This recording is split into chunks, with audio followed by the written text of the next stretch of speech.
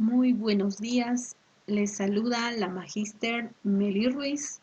En esta oportunidad vamos a desarrollar la temática Instrumentos de recolección de datos. En un primer momento vamos a conocer algunos aspectos teóricos y luego vamos a pasar a construir, a elaborar nuestros instrumentos de recolección de datos. Atentos. Hasta aquí nosotros ya hemos llegado a formular la propuesta de la investigación, la propuesta de nuestro título de investigación. Ahora el siguiente paso es poder medir las variables que nos hemos planteado. Algunos de repente se han planteado una sola variable, algunos dos variables. ¿Ya? En este caso vamos a ver. Tenemos dos variables en la cual vamos a usar su instrumento para cada variable y también un instrumento para mi unidad de estudio. Es importante conocer, caracterizar a nuestra unidad de estudio. Aquí tenemos otro ejemplo en la cual también tenemos una sola variable. Vamos a utilizar nuestro cuestionario del uso de las plantas medicinales y también vamos a utilizar para nuestra muestra, para conocer a nuestra muestra, en este caso el adulto mayor, nuestra guía de encuesta de las características generales. Punto muy importante, a ver, ¿por qué estamos, después de haber construido el instrumento, por qué estamos yendo a la medición, a la construcción del instrumento? Por una razón importante.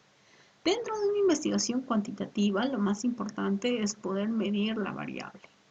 Si fuese una investigación cualitativa, ahí no es relevante la medición. ¿Por qué? Porque no trabajamos con variables, trabajamos con categorías. A diferencia de la investigación cuantitativa que sí requiere de variables y que sí deben ser medibles. ¿Ya? Es por esta razón que aquí estamos mostrando dos ejemplos en las cuales estamos indicando con qué instrumento lo vamos a medir. ¿Ya? Entonces, vamos a ver algunos ejemplos de variables medibles, ¿no? Tenemos variables objetivas, variables subjetivas. En este caso, el dolor, una variable subjetiva, aunque algunas la consideran como variable objetiva. Existen muchas escalas para poder medir el nivel de dolor, ¿no? Hay una escala muy famosa, la escala EVA, escala visual análoga, en la cual podemos clasificar a los niveles del dolor, ¿no? Que van desde leve hasta muy severo. Y de acuerdo a esto, el médico va a administrar o va a prescribir algunos analgésicos, desde el más simple a lo más complejo, desde un paracetamol hasta una morfina, ¿no? Entonces el dolor es una variable medible. El estrés también, una variable subjetiva que el psicólogo sabe, ¿no? O de repente cualquiera de nosotros podemos saber cuál es el nivel de estrés de un paciente, ¿no? Por ejemplo, un paciente que va a entrar a la sala de operaciones. Aplicando el test o la escala de estrés, nosotros sabemos qué nivel de estrés tiene ese paciente. Del mismo modo, ¿no? Para el diagnóstico de una gastritis existen muchos medios, ¿no? Muchos medios diagnósticos, pero una de ellas, la más principal, es hacer el examen de endoscopía para determinar que realmente tiene gastritis.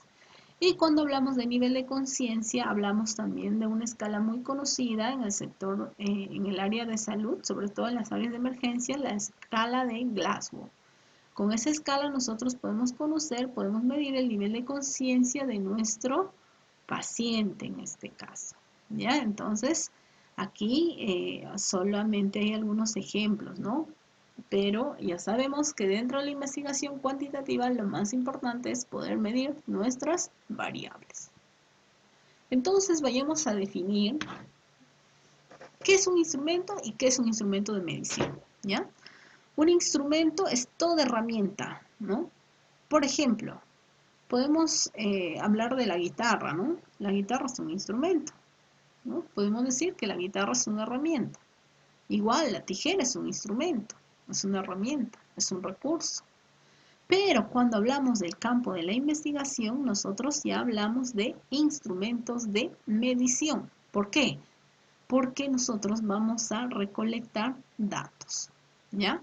En este caso, ¿qué cosa es, no? Es un mecanismo, es una herramienta, es todo recurso que va a usar el investigador para recolectar su información. Ejemplo, de repente necesito saber la talla de los niños. En mi investigación vamos a usar un tallímetro para recoger las tallas de los niños. De repente necesito saber el nivel de conocimiento frente al coronavirus. Vamos a utilizar un cuestionario para identificar cuánto saben, ¿no? Cuánto saben los pobladores respecto al COVID-19. Entonces, es todo mecanismo, todo recurso que nos va a otorgar una medición, nos va a ayudar a recoger nuestro dato, ¿ya? Los instrumentos de medición, aunque suene algo redundante, miden, siempre tienen que medir. En investigación, lo más importante para nosotros es obtener los datos. Para ello, tenemos que recurrir a la medición, ¿ya? Puede haber dos tipos de mediciones, las prospectivas en las cuales yo misma como investigador voy a recoger mis datos o las retrospectivas de fuente secundaria en las cuales ya las mediciones están dadas. Ejemplo, ya tenemos el test de Apgar, ¿no? En una historia clínica, ¿no? Ya está dada esa medición. Entonces lo podemos copiar en el caso de estudios retrospectivos. Existen dos tipos de instrumentos de medición. Uno, los instrumentos mecánicos. Decimos instrumentos mecánicos cuando utilizamos aparatos que nos van a otorgar alguna medición. Y hablamos de instrumentos documentales cuando vamos a usar algún documento para obtener variables, medición de variables lógicas o variables subjetivas. ¿Ya? Nuevamente. Instrumento mecánico nos sirve, no es todo aparato que nos da una medición, pero generalmente de variables objetivas. Y los instrumentos documentales también nos da magnitudes, nos da mediciones generalmente de variables subjetivas. Ejemplo de instrumentos mecánicos, si queremos saber el nivel de hemoglobina, utilizamos el hemoglobinómetro, ¿no? Igual si queremos saber la presión arterial, utilizamos el tensiómetro. Queremos saber el peso de un niño, utilizamos la balanza, ¿ya? Entre otros, ¿no? Todo aparato que nos da medición. Y cuando hablamos de instrumentos documentales, vamos a tener generalmente a tres instrumentos, a los más usados, ¿no? Que son el cuestionario, las escalas, los inventarios, aunque también hay otros tipos de instrumentos documentales. Veamos a los más usados. Punto 1. Cuestionario. El cuestionario sirve para medir variables en las cuales se quiere saber conocimientos, ¿ya?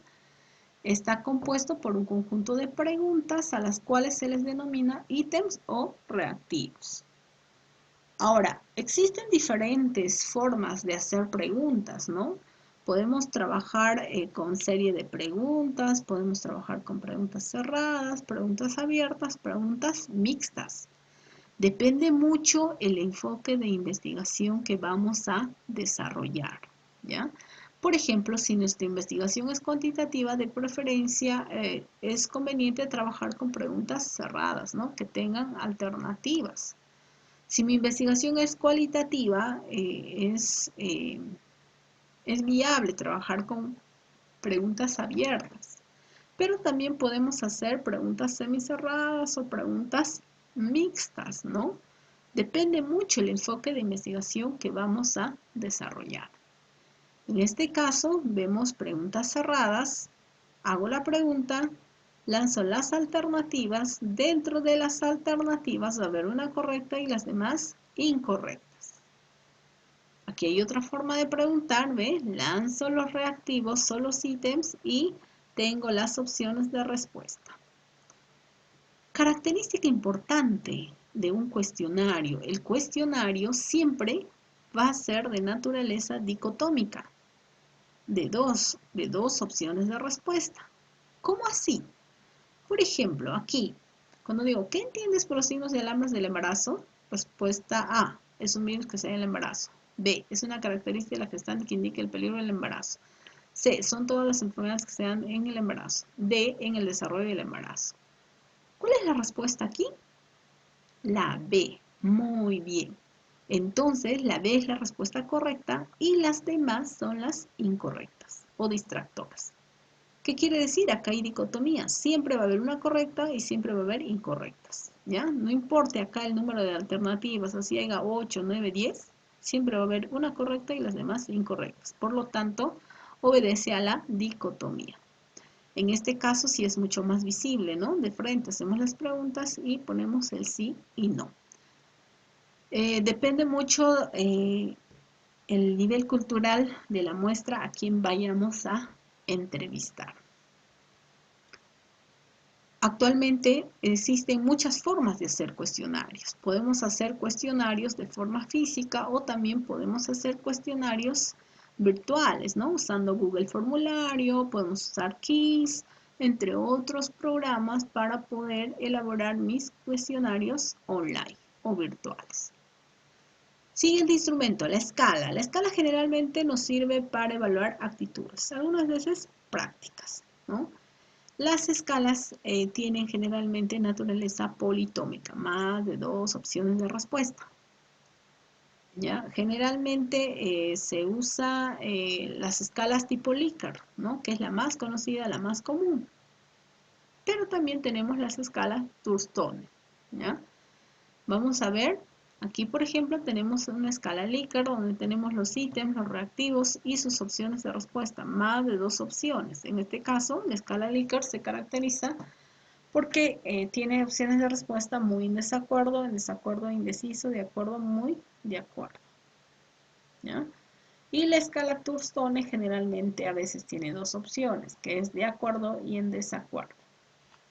¿Ya? Por ello, en el caso de Likert se dice que tiene naturaleza politómica.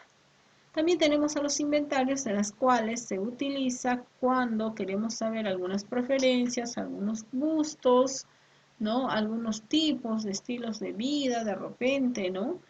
En la cual no necesariamente va a haber una pregunta correcta o incorrecta. Simplemente se utiliza para conocer una preferencia o una actividad. Ejemplo, el test de inteligencias múltiples se aplica no con la finalidad de saber cuánto es su nivel de inteligencia, ¿no? Sino cuál es su tipo de inteligencia. Sabemos que existen 14 tipos de inteligencias múltiples, ¿no? Entonces, al aplicar ese test, sabemos por cuál de ellos se inclina más una determinada persona. ¿Qué tipo de inteligencia tiene, no? En este caso puede ser una inteligencia sinestésica o una inteligencia espacial, una inteligencia matemática, etcétera, ¿no? También el test de orientación vocacional, en la cual no se trata de buscar cuál es la vocación correcta o incorrecta, ¿no? Simplemente de conocer cuáles son nuestras preferencias, nuestras alternativas. Bien, cuando ya nosotros definamos o elaboremos ya nuestros instrumentos de recolección de datos, que pueden ser mecánicos o documentales, ¿no? Por cierto, en una investigación se puede tener los dos instrumentos a la vez. Puede haber mecánicos y documentales, o puede haber solo documentales también, ¿no? Porque vamos a usar no solamente un instrumento, vamos a usar uno, dos o tres, hasta cuatro instrumentos. Cuando ya se termine el proceso de elaboración de los instrumentos, estos instrumentos deben pasar por un control de calidad, ¿ya? Si son instrumentos mecánicos, su control de calidad se llama calibración, ¿ya? No podemos utilizar una balanza sin antes calibrar, si no nos va a dar un dato erróneo. Del mismo modo, si mi instrumento es de naturaleza documental, su control de calidad va a ser la validación, ¿ya? No podemos utilizar un instrumento sin antes estar validado. Es importante también hacer un deslinde teórico entre métodos, técnicas e instrumentos. porque suele haber muchas confusiones entre estos tres términos. Diferenciemos. Método. Es la estrategia de trabajo que se usa para analizar un problema, ¿no? O un objetivo de una investigación. Ejemplo, nosotros estamos aplicando una estrategia diferente para construir nuestro proyecto de investigación. Hemos armado el título de la investigación y luego estamos yendo a construir los instrumentos de recolección de datos.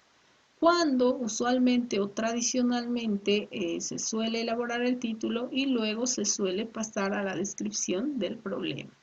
Es decir, cada uno tiene diferente método, ¿no? Pero al final el resultado del producto va a ser uno solo. En este caso, obtener el proyecto de investigación.